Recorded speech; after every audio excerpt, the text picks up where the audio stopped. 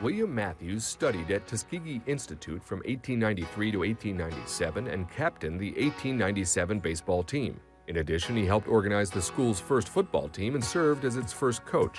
A promising student and outstanding athlete, he was sent north for further education and attended Phillips Andover and then Harvard. During Matthews' 4 years in Cambridge, the Harvard team faced boycotts and tension on and off the field. In his first season, Matthews was held out of road games against Georgetown, Annapolis, and Virginia. And in his final year, the team called off its annual Southern trip altogether. His own behavior remained impeccable. McClure's magazine called Matthews the best there is in a college athlete and Harvard's best baseball player. His Harvard teams finished 75-18 in his 4 years, and his batting averages of .344 as a sophomore and .343 as a junior were indicative of his success on the diamond, as were his career totals of 41 stolen bases and 10 home runs. His senior year performance included a .336 batting average and 22 stolen bases in just 25 games. Yet, while 2 of Matthews' Harvard teammates went on to Major League Baseball careers, he was denied access because of the color of his skin. Matthews played 1 season of professional baseball in the summer of 1905 in Vermont's Northern League. Strong consideration was given by the Boston team of the National League to make him the first player to reintegrate professional baseball. However, this never materialized, and Matthews went on to become a lawyer and eventually served in the U.S. Attorney's Office under President Coolidge. We are now joined on the stage by Michael Harvey.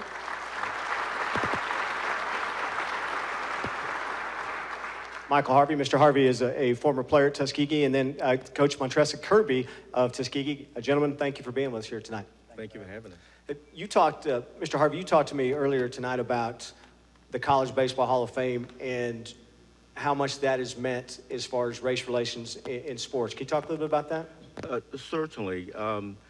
One of the things about this organization that you do not find in any of the other Hall of Fames, professionally or on the college level, is that no one had to tell the National College Baseball Hall of Fame that the right thing to do was to include all baseball players, no matter whether or not they were hindered by playing in earlier days because of their skin color. Jesse Jackson didn't pick it, the National College Baseball Hall of Fame. No one signed a petition to the White House to get the National College Baseball Hall of Fame to do the right thing. And that's what we have to do in our society as a whole, is to just do those things which are right, and we'll find that we'll solve probably 95% of our problems. So a nice job by our people here. Coach Kirby, when you see a recognition like this for somebody that played at your university, how much does that mean to your program? It means a lot because we're at an institution that the first sport that the institution had was baseball. And, excuse me, they went through some tough times right there in the late 90s and even the early 2000s. We've had an opportunity to kind of get the program back on the right track.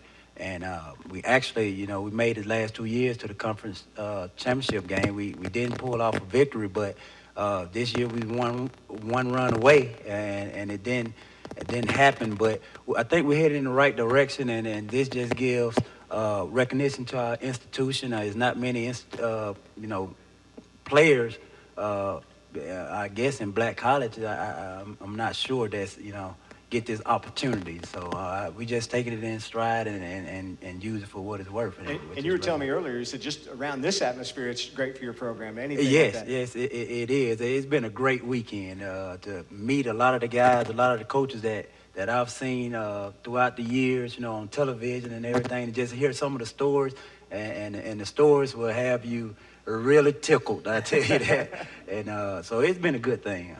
Mr. Harvey, you mentioned to me also that we hear a lot about Jackie Robinson, but really this gentleman right here may be a guy that should and could have been even more famous. That is true. In fact, in the early 1900s, the turn of the last century, Matthews was considered the model black to play professional baseball, to break the gentleman's agreement that prohibited black players from playing in the game. He was handpicked to go north to go to school by Booker T. Washington. And you didn't get that handpicking from Booker T. Washington if he wasn't a person of strong character, in addition to his athletic ability. And the baseball franchise that is now my home team, the Atlanta Braves, who were the Boston Bean Eaters back in the early 1900s, actually considered signing Mr. Matthews to a contract. And there's more to the story if this is a good opportunity for me to talk about. Hey, this is your night. I'm just sitting here up here. You go ahead. You go ahead. We'll pull the cord on you when we've had enough. Well, Matthews had those fine seasons at Harvard, and so the Boston Bean Eaters was considering offering him a contract. And the problem he ran into a problem with a player from Selma, Alabama, who was playing collegiately at Georgetown. Mr. Matthews had grown up, at least was born in Selma. His father died at the age of 8, and the mother at that time had a daughter who was older, who lived in Montgomery.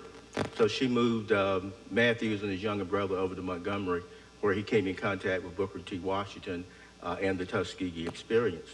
Well, when he gets to Harvard, there's a young man, white baseball player, who is at Georgetown, and he refuses to play. And he keeps up a big ruckus about the fact that he would not play the Harvard team because the Harvard team had a Negro on their team. And as a result of that, as you saw from the video, several games were canceled, and eventually Harvard decided it would make a southern trip the senior year that Matthews was at the school. Well, lo and behold, Matthews signs the contract to play minor league baseball in Vermont in the Northern League in order to bid his time until the Bean Eaters decided they would offer him the contract. Well, who also ends up in the Northern League is the same young man who played at Georgetown, and he kept the ruckus up again. And when it became a very tense situation for Matthews, and because the Bean Eaters delayed their decision to offer him a contract, he decided that he would go back to school. He had taken several law courses at Harvard, but he enrolled in the Boston University School of Law, attained his JD degree, and from that experience, in the early 1920s, the government had filed a case against Marcus Garvey, and William C. Matthews represented Marcus Garvey in his deportation hearings. He stayed closely aligned with his Republican affiliation, and he had met Coolidge in Vermont when he played ball up there. So in 1924, he decides to support Coolidge for president. And Coolidge wins, and Coolidge appoints him to the United States Justice Department.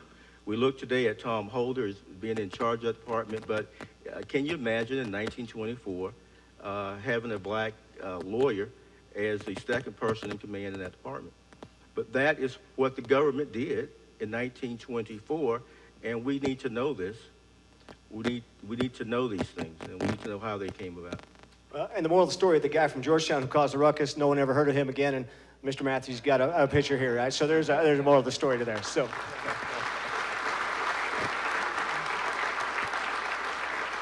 Gentlemen, we're so glad you're here today. Glad you're having a good time. Hope you can spend some more time with people around here and hear some more funny stories, and we appreciate you being here tonight. Thank you for having us. There's William C. Matthews.